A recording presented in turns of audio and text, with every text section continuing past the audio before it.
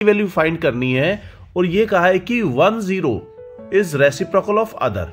तो अगर एक हमारे पास जो रूट्स हैं, जो जीरोज हैं, जीरोज आर, एक अल्फा है तो दूसरा क्या होगा 1/अल्फा। रेसिप्रोकल दे रखे हैं, तो रेसिप्रोकल, जब भी रेसिप्रोकल का केस बताएगा तो तुम्हें क्या देखना है, प्रोडक्ट ऑफ जीरोज। हम ये देखें प्रोडक्ट ऑफ जीरोज क्या हो जाएगा, प्रोडक्ट ऑफ जीरोज ये हो जाएगा तुम्हारा अल्फा इंटू बीटा। बीटा क्या है यहाँ पे 1/अल्फा, तो अल्फा से अल्फा कैंसिल, ये 1 आ गया। लेकिन यहां हम अगर प्रोडक्ट ऑफ जीरोज बताएं, प्रोडक्ट ऑफ जीरोज जो है वो क्या होता है, प्रोडक्ट ऑफ जीरोज यहां होता है C/A। तो C यहां पर क्या है, ये देखो इस इक्वेशन में ax² plus bx plus c है। c क्या है यहां पर, k की वैल्यू है, तो C/A ये हो जाएगा k, और a की वैल्यू क्या है यहां पर 5। तो यहां तुम देखो ये भी प्रोडक्ट ऑफ जीरोज है और ये भी प्रोडक्ट ऑफ जीरोज है। अभी हमने प्रोडक्ट ऑफ जीरोज पहले तो हमने अल्फा इंटू बीटा करके निकाला, और प्रोडक्ट ऑफ जीरोज फिर हमने कोफिशिएंट्स के अकॉर्डिंग निकाला। तो हमें क्या मिलेगा, k/5 इज इक्वल टू 1 मिलेगा। तो इसका मतलब k की वैल्यू कितनी आई 5। तो हमारे पास कौन सा ऑप्शन है 5, तो ये बी ऑप्शन है इसका आंसर। ओके, इसके बाद क्वेश्चन नंबर 2 करते हैं। इस क्वेश्चन में बता रखा है हमें, ओके, नेक्स्ट क्वेश्चन है हमारे पास सेकंड क्वेश्चन। इस सेकंड क्वेश्चन में हमें बताया कि alpha and beta are the zero of the polynomial. ये पॉलिनोमियल दे रखा है px is equal to x² minus p into x plus 1 minus c, और such that alpha plus 1 into beta plus 1 ये हमें बता रखा है 0 के बराबर। तो यहां हम देखें, देखो ये जनरल फॉर्म नहीं है हमारे पास, px जो है वो जनरल फॉर्म अभी नहीं है, क्योंकि हमें px को x² minus px minus p minus c। अब देखो यहां ax² plus bx plus c के फॉर्म में हम अगर रखें तो हमें a क्या मिल जाएगा, a इस केस में 1 होगा, b कितना होगा, b हमें मिलेगा x का कोफिशिएंट माइनस p, और c हमें मिलेगा यहां पर माइनस p माइनस c। अगर इस इक्वेशन के अल्फा और बीटा हमें जीरोस बता रखे हैं, तो हम ये देखें कि अल्फा इंटू बीटा ये क्या बनता है इस केस में, ये क्या होता है C/A, that is minus p minus c upon a, और अल्फा प्लस बीटा क्या हो जाएगा, ये हो जाएगा माइनस b/a। b/a क्या बनेगा यहां पर, माइनस b क्या है यहां पर, that is minus of minus p/a। तो ये बन जाएगा माइनस p, और माइनस p मल्टीप्लाई करके हमें p मिल जाएगा p/1। ओके, अब हमें जो क्वेश्चन में बता रखा है ये अल्फा इंटू बीटा, देखो alpha plus 1 into beta plus 1 is equal to 0 बता रखा है, और हमें c की वैल्यू फाइंड करनी है।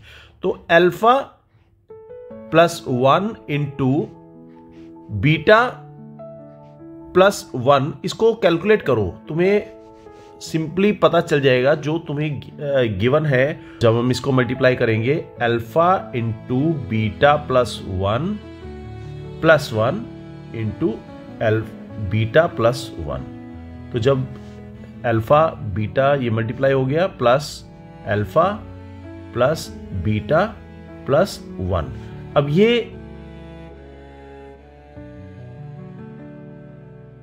ये माइनस p माइनस c ये दे रखा है अपॉन 1, उसको हमें लिखने की जरूरत नहीं है। और यहां ये अल्फा प्लस बीटा बन रहा है, ये कितनी वैल्यू बनी थी अल्फा प्लस बीटा, अभी देखा हमने ये बना p, तो प्लस p प्लस 1, तो माइनस p से प्लस p कैंसिल, तो ये कितना बचा हमारे पास माइनस c प्लस 1। लेकिन ये हमें क्या बताया है ये जो प्रोडक्ट है ये हमें 0 के बराबर बता रखा है। तो हम यहां अगर देखें, इसको इक्वेट नहीं करा रहा था, इसको अगर हम देखें, this is equal to 0, this is equal to 0, this is equal to 0, this is equal to 0, और ये भी हमें 0 मिलेगा, जो वैल्यू हमें c के फॉर्म में मिला है। तो minus c is equal to -1 आ जाएगा, ये 1 इधर ट्रांसपोज हो जाएगा, तो यहां c की वैल्यू क्या बनेगी 1। तो ये हमारी जो ऑप्शन आएगा यहां पर, यहां हम क्या लिखें, यहां पर हम इसे 1 बताएंगे। ओके, तो नेक्स्ट क्वेश्चन करते हैं। यहां थर्ड क्वेश्चन में हमें बताया है कि if one of the zero of quadratic polynomial में दे रखा है इज 2, यहां पर पॉलिनोमियल हमें बता रखा है px इज इक्वल टू, तो ये तीसरा क्वेश्चन है। यहां हमें जीरो, यहां ये जीरो ऑफ द पॉलिनोमियल ये हमें बता रखा है 2, एक जीरो हमें 2 बता रखा है और दूसरा जीरो नहीं पता, और k की वैल्यू फाइंड करनी है। यहां देखो, एक जीरो तो पता है और दूसरा जीरो नहीं पता, और k की वैल्यू फाइंड करनी है। इस केस में क्या करेंगे, हम प्रोडक्ट ऑफ जीरोस और सम ऑफ जीरोस दोनों को कोफिशिएंट के साथ इक्वेट कराएंगे। देखो, अल्फा प्लस बीटा इस केस में क्या हो जाएगा, माइनस बी अपॉन ए, माइनस बी क्या है यहां पर, माइनस बी, ये देखो यहां ax square plus bx plus c, तो यहां b क्या है 3, -3 ये हो गया, बटे में 1, a की वैल्यू 1 हो गई। तो अल्फा प्लस बीटा हमने ये निकाला, तो ये अभी इसको हम बाद में करते हैं। तो अल्फा प्लस बीटा हमें क्या मिलेगा, दैट इज इक्वल टू -3। इसी तरह से alpha into beta, product of zero क्या होगा, c अपॉन ए। तो यहां अल्फा की वैल्यू क्या है 2, और k की वैल्यू, यहां पे b की वैल्यू क्या है, बीटा की वैल्यू क्या है, बीटा की वैल्यू बीटा ही है, ये हमें नहीं बता रखी। और c की वैल्यू क्या है, c की वैल्यू देखो यहां c की वैल्यू है k, तो k अपॉन 1, a की वैल्यू 1 है, तो 2 times of beta is equal to k आ गया, और हम इसमें बीटा की वैल्यू k की फॉर्म में आ जाएगी, हमें k अपॉन 2। अब यही वैल्यू मैं कहां पुट कर देता हूं, इस वाली इक्वेशन में। अल्फा क्या है, अल्फा तो है 2, यहां पे दे रखा था ना कि गिवन है, अल्फा हमें 2 बता रखा है, प्लस बीटा हमें k की वैल्यू में दे रखा है, तो k upon 2 is equal to -3। तो जब हम इसको सॉल्व करेंगे तो यहां k/2 इज इक्वल टू, ये 2 की वैल्यू जाएगी इधर, तो ये हो गया -5, यहां 2 माइनस में चले जाएंगे, तो -3 इधर पहले से है, तो -5 हो जाएगा, और k की वैल्यू आ जाएगी -10। इसका मतलब k हमारा यहां पर B ऑप्शन होगा, ये B ऑप्शन हमें ये दे रखा है। ओके, तो इसके बाद हम नेक्स्ट क्वेश्चन करते हैं। ओके, अब हम कर रहे हैं क्वेश्चन नंबर 4। इस क्वेश्चन में हमें क्वाड्रेटिक पॉलिनोमियल दे रखा है, और क्वाड्रेटिक पॉलिनोमियल के 2 जीरोस बता रखे हैं। देखो, px हमें दे रखा है, इसमें हमें अल्फा और बीटा दे रखे हैं 2 और -3 रिस्पेक्टिवली, और px ये दे रखा है। तो हमें ये कॉम्बिनेशन बताना है, ए और बी की वैल्यू क्या होंगी। यहां पे पहला ऑप्शन है, बी दूसरा, तीसरा, चौथा, इसमें से कौन सा ऑप्शन रहेगा जिसमें ए और बी की वैल्यू हमें कॉरस्पॉन्डिंग जो इसमें पूछी है, बता रखी है, दे रखी हैं, वो होंगी। तो यहां पर हम क्या करें, सिंपल है, वही alpha plus beta into alpha और अल्फा इंटू बीटा, ये बताना है। यहां पर अल्फा प्लस बीटा क्या होगा अकॉर्डिंग टू कोफिशिएंट, तो ये होता है -b की वैल्यू क्या है यहां पर, देखो ax square plus bx plus c। तो b की वैल्यू जो जनरल फॉर्म होती है उसमें, उसके अकॉर्डिंग यहां पर b की वैल्यू क्या है, a+1, तो a+1 यहां पे रख देंगे -b/a, और a की वैल्यू यहां पे 1 है, और अल्फा प्लस बीटा एक्चुअल में है क्या, ये है 2 प्लस की जगह यहां पे -3 आ जाएगा, तो 2 - 3 is equal to minus a plus 1। तो यहां अगर हम देखें तो हमें मिलेगा -1 is equal to minus a plus 1, bracket में बंद और माइनस से माइनस कैंसिल, तो a plus 1 is equal to 1 है, तो a इज इक्वल टू क्या हो जाएगा, 1 से 1 कैंसिल, ये 0 हो जाएगा। तो अगर हम यहां पर देखें a की वैल्यू 0 कौन से ऑप्शन में है, हम इस क्वेश्चन में देखें a की वैल्यू यहां D ऑप्शन में a की वैल्यू 0 बता रखी है, तो हम सीधे मार्क कर देंगे D को। B को निकालने की जरूरत नहीं है क्योंकि वहां पर हमें सॉल्व करके नहीं दिखाना। अगर एक्चुअल में क्वेश्चन आता है दूसरा एमसीक्यू के अलावा, तब हम यहां बी की वैल्यू भी बता सकते हैं। कैसे, हम यहां देखें अल्फा इंटू बीटा क्या आएगा, अल्फा इंटू बीटा अगर हम देखें तो ये होता है सी अपॉन ए, सी अपॉन ए। तो सी की वैल्यू क्या है यहां पर, सी की वैल्यू है बी, सी की वैल्यू यहां पर बी है, अपॉन ए की वैल्यू क्या है 1। तो अल्फा इंटू बीटा इनकी एक्चुअल वैल्यूज क्या है वो पुट कर दो, 2 into -3 is equal to b. तो बी की वैल्यू क्या आ जाएगी, 3 दूनी 6 और माइनस का है ये, तो ये हमें 6 मिल जाएगा। तो ए की वैल्यू 0 और बी की वैल्यू 6 आ गई। ओके, तो इसी तरह से हम नेक्स्ट क्वेश्चन करते हैं।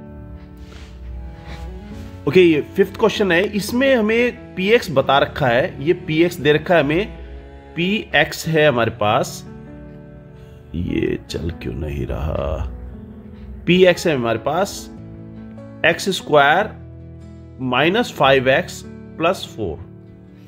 सिंपल है, देखो यहां पर ये 3 इसका 0 हो, यहां पे 3 जो है वो इसका 0 हो, तो हम इस पॉलिनोमियल में से क्या ऐड करें, पॉलिनोमियल में क्या ऐड करें कि ये 3 जो है ये इसका 0 बन जाए। हमें पता है कि कोई भी वैल्यू x की कोई सी भी वैल्यू 0 होगी अगर उसे px में पुट करने पर वो उसे 0 बना दे। यही तो सीखा हमने कि x is equal to x की वो वैल्यू जो px को px में रखने पर 0 बना दे, वो उसका 0 होता है। तो यहां पर यही हम बात करने जा रहे हैं। मैं P3 फाइंड करता हूं कितना आता है, तो 3 का स्क्वायर करो, -3 पंजे 15, 5 की 3 में गुणा करी +4, तो ये 3 थिया 9 -15 +4, तो ये कितना आता है 13। 9 और 4 कितने हो गए 13 -15, तो ये -2 आ रहा है। अभी ये -2 आ रहा है, अगर मैं इसमें +2 कर दूं तो मुझे 0 मिल जाएगा, तो P3 0 आ जाएगा। इसका मतलब है कि 3 is the 0 of the polynomial. अब इसका मतलब मैंने ये 3, ये जो 2 है ये 2 प्लस करा है, तो यहां पर हम पॉलिनोमियल में क्या प्लस कर दें, पॉलिनोमियल में 2 प्लस कर देंगे। तो इस पॉलिनोमियल में अगर मैं 2 प्लस कर दूं तो मुझे यहां पर ये 3 एज ए 0 मिलेगा, 0 बन जाएगा इसका। तो यहां पर बी ऑप्शन इसका करेक्ट ऑप्शन है। ठीक है, तो नेक्स्ट क्वेश्चन देखते हैं।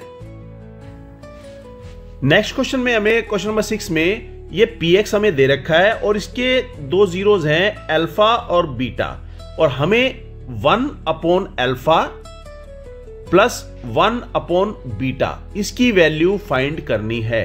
तो यहां पर इसकी वैल्यू फाइंड करेंगे कैसे, हम ये देखें कि पहले अल्फा प्लस बीटा फाइंड करो कॉफिशिएंट से, तो वो क्या होता है -b/a। -b/a का मतलब क्या है, यहां पर b क्या है, b है यहां पर -1। देखो यहां हम लिख देते हैं, तो ax² प्लस, ये पेन दिक्कत कर रहा है, ax² plus bx plus c। यहां a की वैल्यू क्या है, a की वैल्यू है 1, कंपैरिजन कर लो x² के साथ क्या, और b की वैल्यू क्या है, ये है 1, और c की वैल्यू वो भी 1। तो अल्फा प्लस बीटा क्या होता है -b/a, तो यहां पर -b/a का मतलब क्या होगा -1/1, तो ये 1 आ जाएगा। ठीक, तो इसी तरह से अल्फा इंटू बीटा ये भी फाइंड करो, तो ये क्या होता है c/a, तो इसको c/a का मतलब यहां पर c की वैल्यू और a की वैल्यू क्या है 1 है, तो 1 ही आ जाएगा। अब हम ये देखें जो हमें फाइंड करना है 1 upon x plus 1 upon beta 1 upon alpha plus 1 upon beta is equal to, जब इसका एलसीएम लेंगे तो हमें यहां पर डिनोमिनेटर में अल्फा इंटू बीटा मिलेगा और अल्फा से एलसीएम को डिवाइड करा तो इधर बीटा मिलेगा प्लस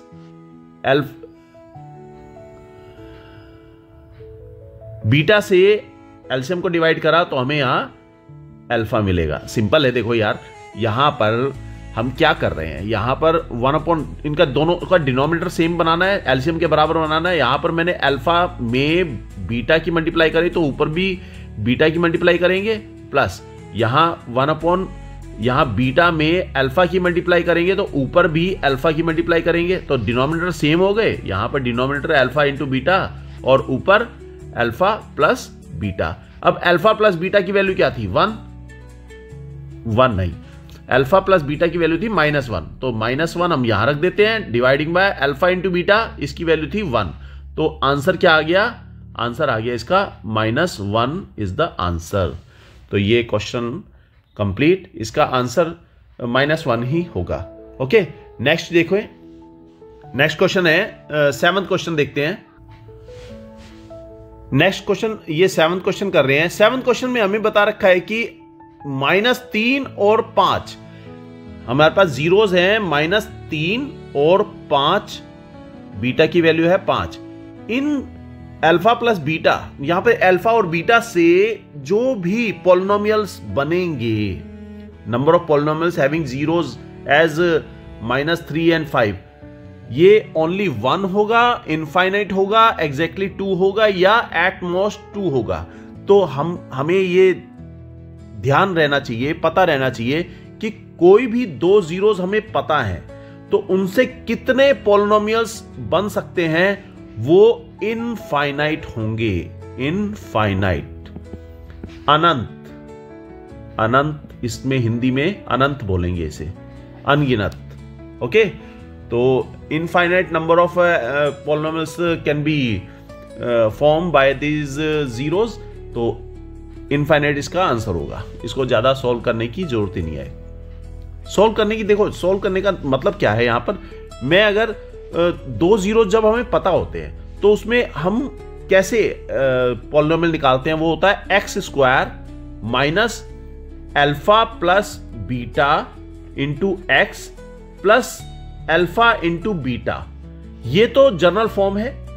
अगर मैं इसके साथ कोई सी भी वैल्यू के कोई रियल नंबर है, मान लो यहां पे 2 लगा देता हूं, 3 लगा देता हूं, 4 लगा देता हूं, 5 लगा देता हूं, -3 लगा देता हूं, -2 लगा देता हूं, तो मुझे यहां पर जैसी मल्टीप्लाई करेंगे, कितने नंबर से मल्टीप्लाई कर सकते हैं, तो उतने बार हम उतने पॉलिनोमियल्स इसमें बना सकते हैं। यहां पर कितने नंबर्स हम मल्टीप्लाई कर सकते हैं? अनंत, इनफाइनाइट नंबर्स हम यहां पे लगा सकते हैं। 2, 3, 4, 5, 6, 7, 8, माइनस में भी वैल्यूज लगा सकते हैं। तो ये क्या होगा?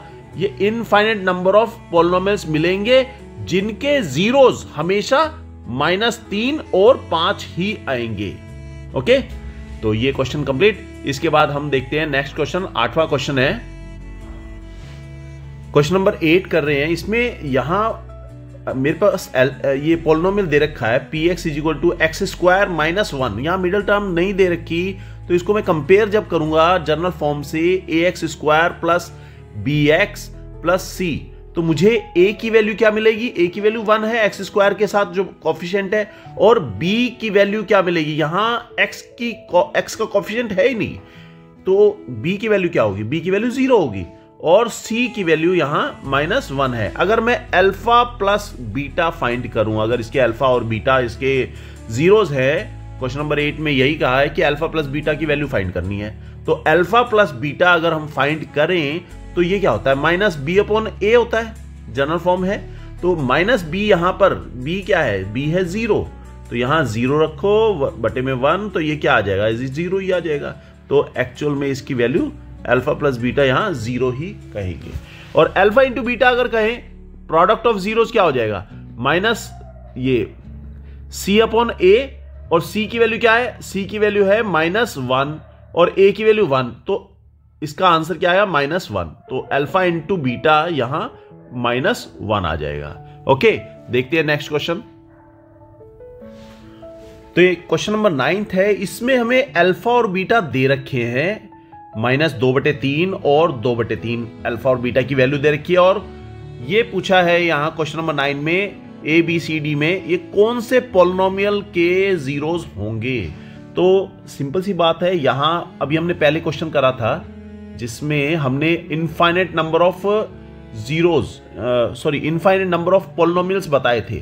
तो यही क्वेश्चन यहां रिपीट हो रहा है एक तरह से। तो यहां px क्या होता है, जब हमें अल्फा और बीटा दे रखे होते हैं, px होता है k times of x square minus alpha plus beta into x. Okay, question number 9 में हमें जीरोस ऑफ द पॉलिनोमियल बता रखे हैं, और ये पूछा है कि ये जीरोस ऑफ द पॉलिनोमियल कौन से क्वाड्रेटिक पॉलिनोमियल के होंगे। तो यहां हमें जनरल फॉर्म दे रखी है कि जब हमें दो जीरोस बता रखे होते हैं तो पॉलिनोमियल क्या बनता है। पॉलिनोमियल हम इस तरह से बनाते हैं यहां। तो k इंटू ब्रैकेट बंद X square minus alpha plus beta, पहले जीरोस का सम लो into X plus alpha into beta. तो हम यही वैल्यू यहां पर फाइंड करते हैं, एक्स स्क्वायर प्लस यहां माइनस करेंगे, minus alpha plus beta find करो। ये क्या आता है, -2/3 दे रखा है अल्फा और बीटा दे रखा है 2/3। दोनों की वैल्यू अगर हम प्लस करेंगे तो यहां 0 आ जाएगा, प्लस माइनस ब्रैकेट बंद करो -2/3 multiplying by 2/3 alpha into beta हमने यहां फाइंड करा, और होल डिवीजन यहां पर k की वैल्यू आएगी। तो k यहां पर कोई भी रियल नंबर है, तो एक्स स्क्वायर माइनस, यहां देखो ये वैल्यू 0 हो गई, ये कैंसल आउट हो गया, -2/3 और +2/3 दोनों कैंसल आउट हो गए, और यहां जो बचेगा 2 दूनी 4, 3 तिया 9, ऊपर 4 बच गया, माइनस का 4 बच गया और नीचे 9 बच गया। अब इसमें हम इसका एलसीएम निकाल लेते हैं। तो ये px हमारे पास जो आ रहा है वो यही आएगा, k इंटू यहां एलसीएम निकालो, यहां आ गया एक्स स्क्वायर 9x स्क्वायर -4, हमने इसमें 9 से मल्टीप्लाई कर दिया इसको, तो 9 से मल्टीप्लाई कर सकते हैं। तो यहां पर देखो ये इसका ब्रैकेट के अंदर क्या है, 9x स्क्वायर -4। इस ऑप्शन में देखो यहां कहीं है, ये डी ऑप्शन में 9x स्क्वायर -4 है, इसके बाहर 5 लिखा हुआ है, उससे हमें कोई मतलब नहीं, हमें ब्रैकेट के अंदर चाहिए, ब्रैकेट में 9x स्क्वायर -4 होना चाहिए। तो ये हमारा डी ऑप्शन इसमें करेक्ट आंसर आएगा। ओके, तो नेक्स्ट क्वेश्चन नंबर 10। इसमें तो ये 10th क्वेश्चन यहां इंटरेस्टिंग क्वेश्चन है, इसके लिए पूरी डेडिकेटेड वीडियो मैंने बनाई हुई है, जिसका मैंने लिंक इस वीडियो में भी दिया है। यहां इसने पूछा है, एक ग्राफ दे रखा है और ग्राफ में ये पैराबोला दे रखा है, पैराबोला इन्वर्टेड टाइप का है, और हमें ये पूछा है कि ax स्क्वायर दे रखा है plus bx plus c where a is not equal to 0, इसका ग्राफ है ये। तो यहां ये पूछ रहा है कि a किस तरह का होगा, न्यूट्रल होगा, न्यूट्रल नंबर होगा, होल नंबर होगा, ये a या नेगेटिव होगा या इंटीजर होगा। तो सिंपल सी बात है, यहां पर ये नेगेटिव होगा। ये मैं क्वेश्चन, ये पूरा जो एक्सप्लेनेशन ये मैंने अलग से एक वीडियो में करा था, आपको ये लिंक मैंने डिस्क्रिप्शन में भी दे रखा है। जब भी यहां पर ग्राफ ऊपर की तरफ बन रहा है और ये x के फॉर्मेट में है, यहां पर वेरिएबल क्या है, x है, तो यहां पर a क्या होगा, a हमेशा पॉजिटिव होगा, a हमेशा पॉजिटिव होगा जब ऊपर की तरफ ये ग्राफ खुल रहा है। अभी ये नीचे की तरफ खुला है तो ये a नेगेटिव होगा। अगर हम यहां देखें डिस्क्रिमिनेंट इसका d कैसा होगा, d क्योंकि यहां पर दो जगह कट कर रहा है तो इसके दो जीरोज होंगे, अलग अलग जीरोज होंगे, तो d इज ग्रेटर देन 0 या फिर कहें पॉजिटिव होगा। और इस केस में नीचे की तरफ आ रहा है तो यहां पर इसके 2 जीरोस होंगे, तो इस केस में भी d इज पॉजिटिव, d जो है वो पॉजिटिव होगा, ग्रेटर देन 0, पॉजिटिव होगा ये d। ओके, फिर एक और बात, यहां पर अगर ग्राफ इस तरह से आता है, मैं इसको पूरा एक्सप्लेन ही कर देता हूं। अगर यहां पर ग्राफ इस तरह से आता है, अरे चल जाए यार,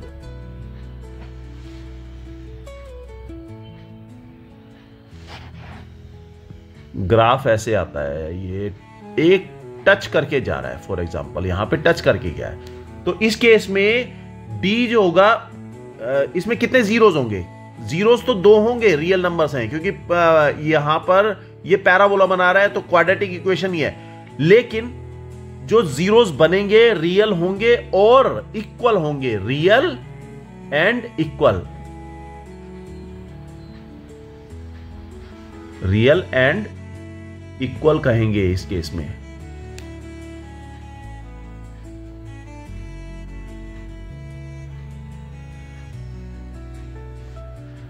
और d कैसा होगा? रियल और इक्वल कब होता है d? जब d की वैल्यू 0 के बराबर होती है। इस केस में 0 होगा और इस केस में भी 0 होगा। यहां पर d के बारे में अगर बात करें, ये नीचे की तरफ खुला है लेकिन एक जगह पे टच कर रहा है, तो यहां पे d की वैल्यू भी 0 होगी। और तीसरा केस ये आता है जब d की वैल्यू नेगेटिव होती है। यहां पर देखो, इस अगर ऊपर की तरफ खुला है और ये टच नहीं कर रहा, तो इस केस में d की वैल्यू नेगेटिव होगी, d इज लेस देन 0। क्यों? क्योंकि रियल नंबर्स नहीं मिलेंगे, रियल जीरोस नहीं मिलेंगे, यहां पर नेगेटिव नंबर्स में रहेगा ये d की वैल्यू। और अगर इन्वर्टेड बन रहा है और ये टच नहीं होना चाहिए, ठीक है। ये इस तरह से ये एक्सप्लेनेशन मैंने पूरी वीडियो बनाई थी, उसमें आपको मैं सेंड कर दूंगा, यहां डिस्क्रिप्शन में लिंक मैंने दे दिया है। ओके, तो ये 10 क्वेश्चन हो गए और ये 10वें का ये सी ऑप्शन है। ओके, सी ऑप्शन है, ठीक है। ओके, इसके बाद आगे के क्वेश्चंस 11 से 20 मैं कल की वीडियो में डालूंगा, ठीक है। तो अभी स्कूल का भी टाइम हो रहा है। Thank you very much, goodbye. और सब्सक्राइब कर दो यार, अपने दोस्तों को शेयर कर दो, वीडियो थोड़ा सा ग्रो करना चाहिए अपना channel. Thank you very much, good bye.